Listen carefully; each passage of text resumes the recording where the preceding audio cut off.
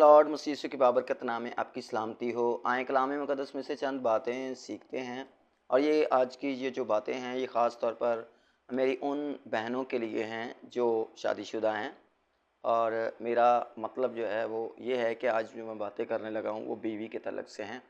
यानी जब शादी होती है किसी लड़के और लड़की की, और फिर उसके बाद वो लड़की नहीं बल्कि एक बीवी की सूरत में जो है वो इस दुनिया के सामने जो है पेश की जाती है। और कलाम मुक़द्दस में लिखा है कि ब्याह करना सब में इज़्ज़त की बात समझी जाए, और ये यकीनन हमारे लिए इज़्ज़त का बायस है। कलाम मुक़द्दस की तरफ बढ़ते हैं, और ज़रूर अगर आप इस वीडियो पर आ गए हैं तो आप ज़रूर सुनिएगा, सीखिएगा, और मैं जानता हूँ कि इसके वसीले से आपको कसरत से बरकत मिलेगी। कलाम मुक़द्दस में लिखा है, पहला पत्रस का ख़त उसका 3 बाब और उसकी पहली आयत से मैं पढ़ने लगा हूँ। और ये वीडियो सिर्फ़ और सिर्फ आज जो है वो बहनों के लिए है, बीवियों के लिए है, वो उन बहनों के लिए है जो शादीशुदा हैं। अब ज़रूर सुनिएगा, और अगली जो वीडियो आएगी उसमें हम शौहरों के बारे में बात करेंगे या भाइयों से बात करेंगे। कलाम मुक़द्दस में लिखा है, ए बीवियों, मुखातब किया गया है, ए बीवियों तुम भी अपने अपने शौहर के ताबे रहो। पहली आयत यहाँ पर ख़त्म हो जाती।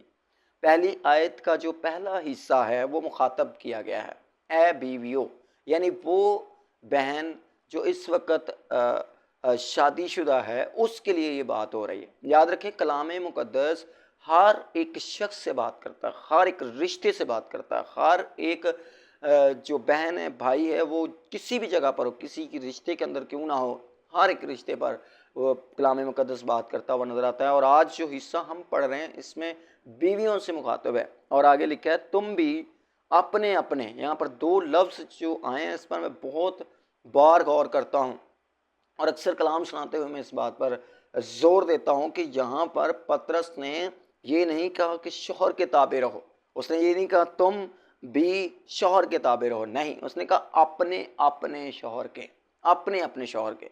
बाज़ दफ़ा मैं इसको इस तरह से लेता हूँ कि बाज़ दफ़ा बीवियाँ जो हैं वो अपने शौहर के ताबे कम होती हैं, और अपना जो दूसरे रिश्ते हैं, या अपनी बहन के शौहर, या अपनी नंद के शौहर, या दूसरा जो अपनी भाभी के शौहर यानी अपनी भाई के ताबे ज़्यादा होती हैं। लेकिन यहाँ पर लिखा है अपने अपने शौहर के, यानी आपका जो अपना शौहर है जिसके साथ खुदा ने आपको जोड़ा है उसके आपने ताबेदारी करनी है, उसके सामने या उसके साथ आपने ताबेदारी की ज़िंदगी को बसर करना है। यानी इसका मतलब ये है, हम इसको मुख्तलिफ सीरीज़ के अंदर सीखेंगे, लेकिन आज हम सिर्फ़ और सिर्फ बीवियों के बारे में सीख रहे हैं। कलाम कहता है, इसलिए क्यों ज़रूरी है ये ताबेदारी, क्यों ज़रूरी है, और अपने शौहर की ताबेदारी क्यों ज़रूरी है। इसलिए आगे वजह लिखी है, इसलिए कि अगर बाज़ उनमें से, किन में से, शौहरों में से, बाज़ उनमें से कलाम को ना मानते हों, तो भी अगर कोई शौहर जो है वो कलाम को नहीं मानता, खुदा को ही नहीं मानता, कलाम को ही नहीं मानता, खुदा को, कलाम को ना मानना ही खुदा को ना मानना है।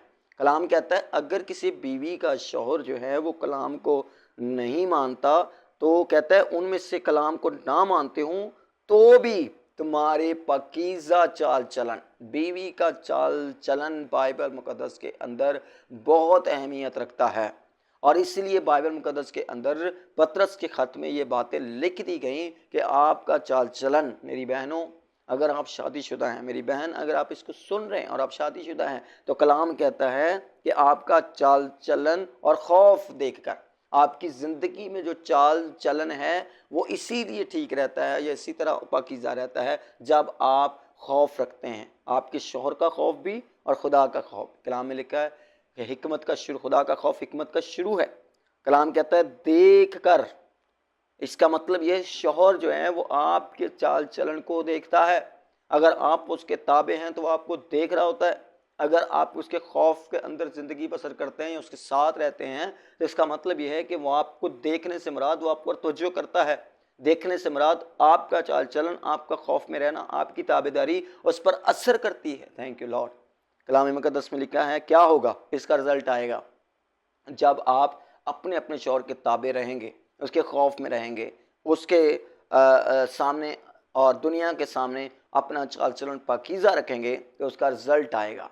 याद रखें, आप जो कुछ भी कर रही हैं या करते हैं وہ سب آپ کی زندگی میں ایک نہ ایک دن اس کا رزلٹ آتا ہے، ایک نہ ایک دن آپ اس کا پھل کھاتے ہیں، ایک نہ ایک دن وہ دنیا کے سامنے آتا ہے، ایک نہ ایک دن آپ کی زندگی میں سے اس کا اثر جو ہے وہ ظاہر ہونا شروع ہو جاتا ہے۔ اور یہاں پر بھی لکھا ہے پاکیزگی، تابعداری اور خوف میں رہنا ایک رزلٹ کو لے کر آتا ہے۔ حالانکہ آپ کا شوہر یا کسی بیوی کا شوہر جو ہے وہ اگر وہ کلام سے دور ہے، خدا سے دور ہے، تو کہتا ہے یہ چیزیں اس پر اثر کریں گی۔ کیا اثر کریں گی؟ آگے لکھا ہے بغیر کلام کے اپنی بیوی کے چال چلن سے خدا کی طرف کھینچ لائیں گے۔ آپ کا چال چلن، آپ کی پاکیزگی، آپ کا تابعداری میں رہنا، آپ کا شوہر کے اور خدا کے خوف میں رہنا، کہتا ہے کہ اس شوہر کو خدا کی طرف کھینچ لائے گا۔ اور جس دن میری بہن میرے بھائی، جس دن آپ خدا کی طرف کھنچ جاتے ہیں اس دن آپ کی زندگی سنورنا شروع ہو جاتی ہے۔ میری بہن، جس دن آپ کا شوہر خدا کی طرف کھنچ گیا اس دن آپ کی زندگی اسی دنیا کے اندر رہتے ہوئے ریلیکس ہو جائے گی۔ آپ ہر طرح کی پریشانی سے ریلیکس ہو جائیں گے۔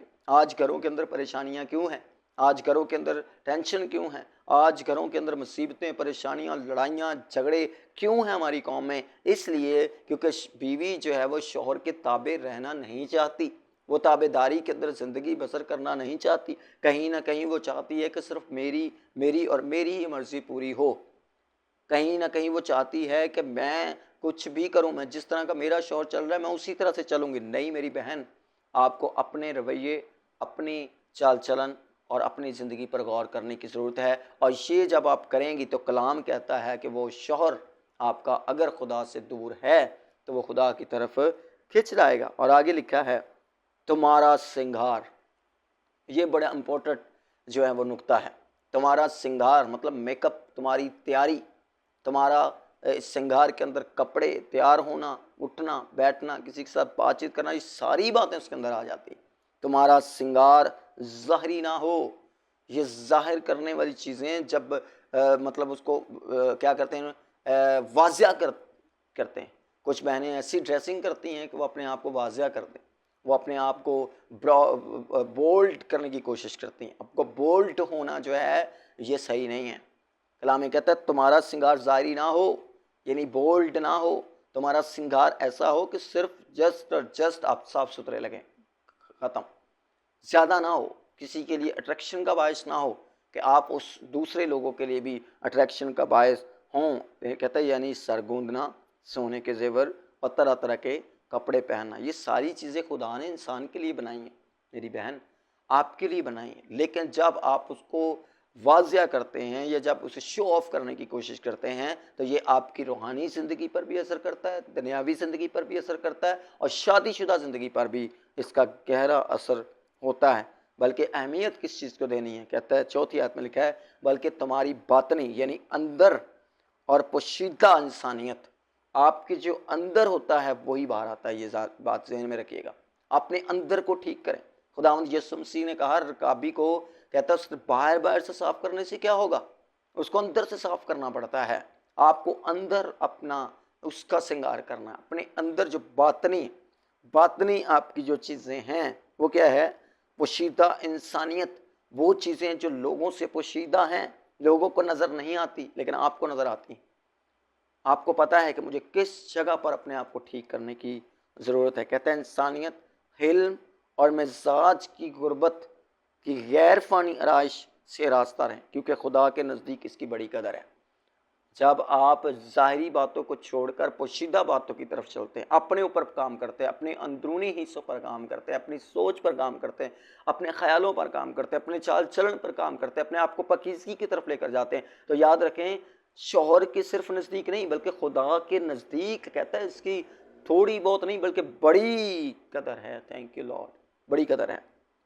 آگے لکھا ہے اور اگلے زمانہ میں بھی، کچھ مثال یہاں پر پطرس نے دی، اگلے زمانہ میں بھی کلام کہتا ہے اگلے زمانہ میں بھی خدا پر امید رکھنے والی، جب آپ خدا کے ساتھ چلنے والے ہیں، خدا پر امید رکھنے والی ہیں، تو یاد رکھیں مقدس عورتیں کہتا ہے اپنے آپ کو اسی طرح سنوارتی تھی۔ کس طرح؟ وہ اپنے آپ کو ظاہری طور پر، ظاہری پر توجہ نہیں دیتی تھی۔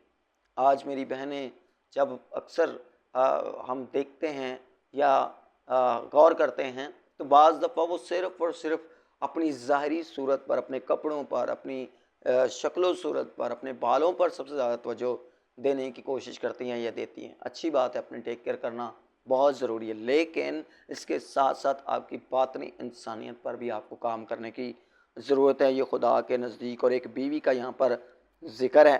کلام کہتا ہے وہ اپنے شوہر کے تابع رہتی تھی، چنانچہ سارہ ابراہم کے حکم میں رہتی تھی اور اسے خداوند کہتی تھی.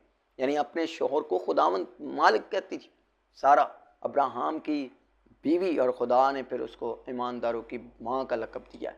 کلام کہتا ہے خداوند کہتی تھی تم بھی اگر نیکی کرو اور کسی ڈراوے سے نہ ڈرو تو اس کی بیٹیاں ہوئیں. Thank you lord.